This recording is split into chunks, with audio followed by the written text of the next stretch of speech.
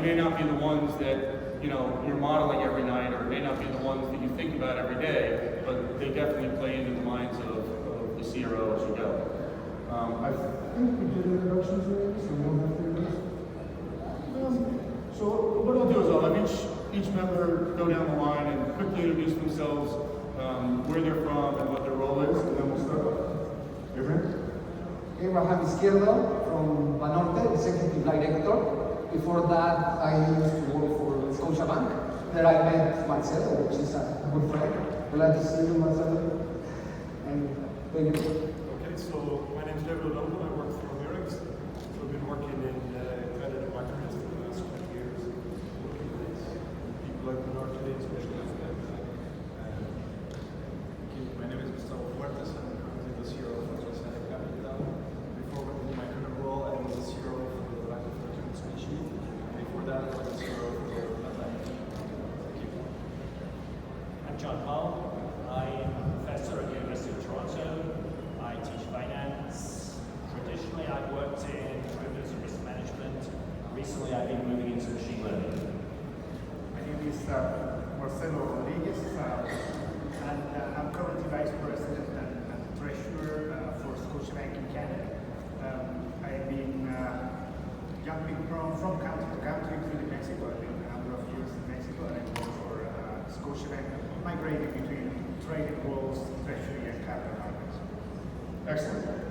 Thank you, all of you. So I thought what we do is maybe start with a local perspective and try to understand what are the things that are really weighing on the minds, mostly in the regulatory front, of the current CROs who are here in Mexico. So, Abraham, we'll start with you. How do you, when you go to bed at night, on the regulatory front, are you thinking about, FRTB, IRBB, what are the things that are concerning you? Yeah, I think that from the banking perspective, on my point of view, there are three main topics that are challenging in terms of regulation.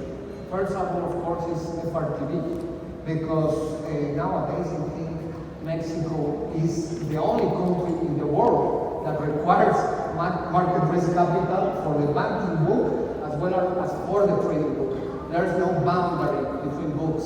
This is happening just in Mexico. We don't have the possibility as well to certify internal models for market risk. So this might be possible in other countries. That's quite critical, actually, because in a lot of countries, people are moving all of the derivatives from the banking book, or from the trading book into the banking book to avoid this exact thing. Correct. And the other important thing is that it is so difficult for the trading desks to understand our current model for capital requirements for market risk, because it is not based on their actual risk or on their sensitivities. That happens with FRTB. With FRTB, they would be able to know which is the risk and their capital requirement, and these two metrics are going to be aligned. So this is one thing. The other important thing is that this separation between banking book and trading book, this happens in the IFRS 9, which is going to be live in Mexico in 2021, January. So the FRTB should align the separation of banking book and trading book in order to be compliant with IFRS 9. So the second topic, as you mentioned, for me, as challenging for the banking industry, is the interest rate risk in the banking book. Because nowadays, many banks adopt a model based on the parent company, the other banks based on best practices or some literature. So there's no standard in place for interest rate risk in the banking book. So that's an important topic, and it is related to the same, to the separation of the banking book and the trading book.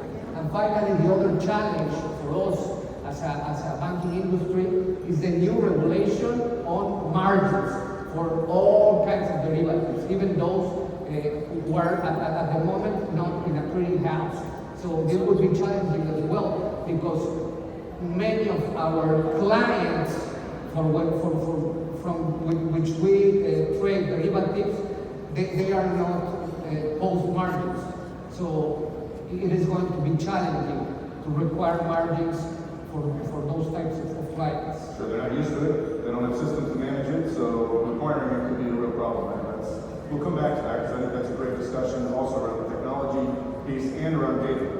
On the interest rate piece, the data problem is fairly significant for everyone as well. So, but Gustavo, maybe you could give us your perspective.